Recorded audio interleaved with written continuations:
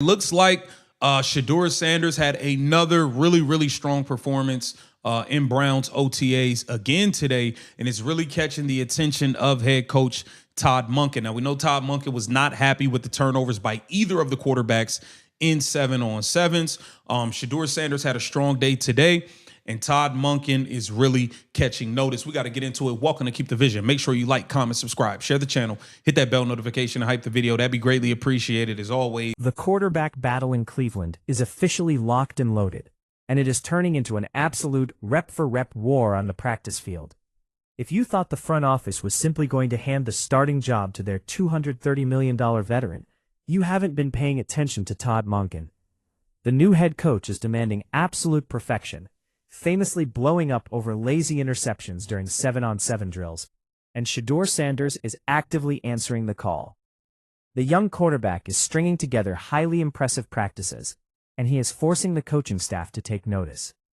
But while the fans are desperately clamoring for Shedeur to take the field in Week 1, a massive, highly controversial narrative is brewing in the local media.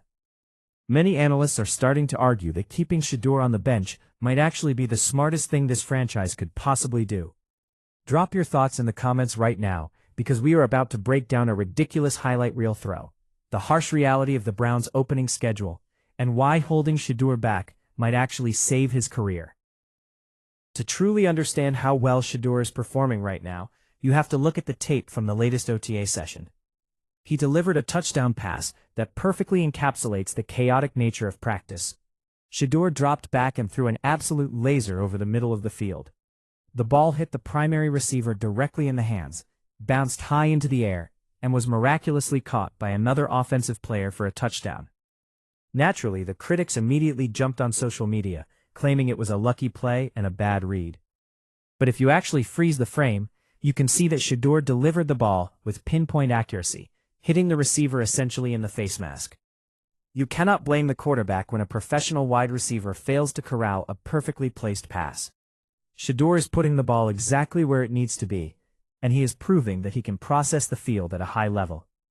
We got to get right into things. So this quarterback battle is off. It's locked and loaded. They're going throw for throw, rep for rep, and may the best man win. This thing is going to take shape all through OTAs, all through training camp, through the scrimmages versus other teams, all the way through preseason games. How these guys perform is going to play a vital part in who is leading the troops out there during Week 1 of the regular season. And it looks like Shedeur Sanders had another strong day with a touchdown pass here that was initially, it wasn't deflected by a defender. It bounced off the receiver's hands, and then another receiver caught it. Despite Shedeur's impressive flashes, there's a very vocal segment of the media, including analysts on the King Karma show, who are pushing a completely different perspective. They are arguing that Deshaun Watson, currently holding the lead in the quarterback battle, is actually a blessing in disguise for the young prospect. At first glance, that sounds like pure veteran bias, but when you strip away the emotion, the logic makes a lot of sense. Todd Monken is installing a highly complex, brand new offense. During the 2-minute drills, boom, that bounced right off his hands, but another player on the offense came down with it, and that's a touchdown for Shedeur Sanders. Now, a lot of people are saying, oh, it's not a good ball, yada, yada, yada. Dude, he hit the receiver right damn near in the face mask with the ball. He just didn't corral it. It popped up in the air, and luckily, an offensive player retrieved it. So Shedeur Sanders had a pretty strong day today, and I think that's really good for him going forward. And, he's going to need to string together, quality practices without turnovers, leading the offense down the field and making plays in order to truly secure this job. the quarterbacks are already being asked to process complex signals and kill plays at the line of scrimmage based on defensive alignments. It is entirely logical that a 10-year veteran like Watson is going to grasp that terminology and execute those pre-snap adjustments faster in May than a second-year player. Just because Watson is ahead right now doesn't mean he's the better long-term option. It just means he has a decade of experience deciphering NFL playbooks.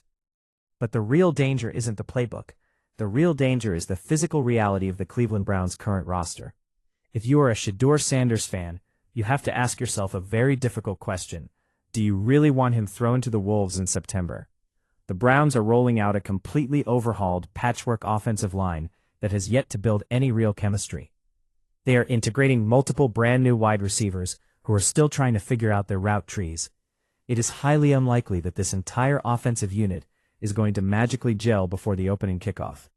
If you throw a young quarterback behind a leaky offensive line with receivers who are running the wrong routes, you are setting him up for an absolute disaster.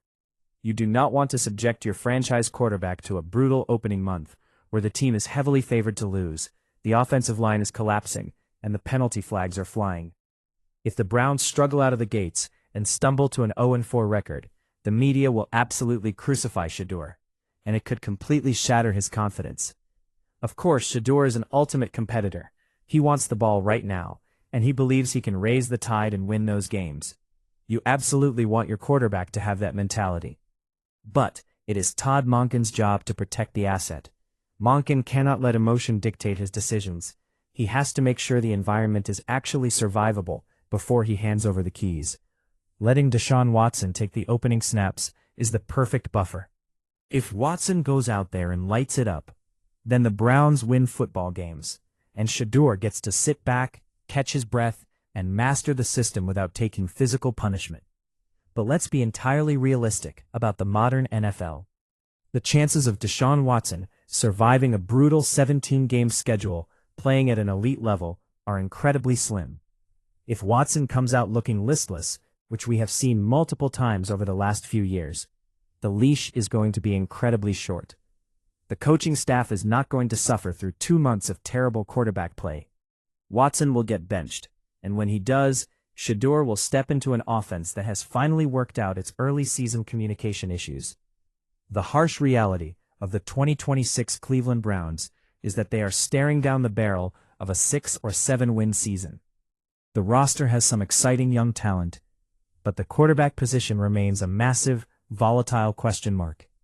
Todd Monken is not going to win Coach of the Year with this current squad. The true measure of his success this season will not be his overall record. It will be whether or not he properly develops Shedeur Sanders into a legitimate franchise quarterback. And sometimes, the best way to develop a star is to make him wait until the stage is actually ready.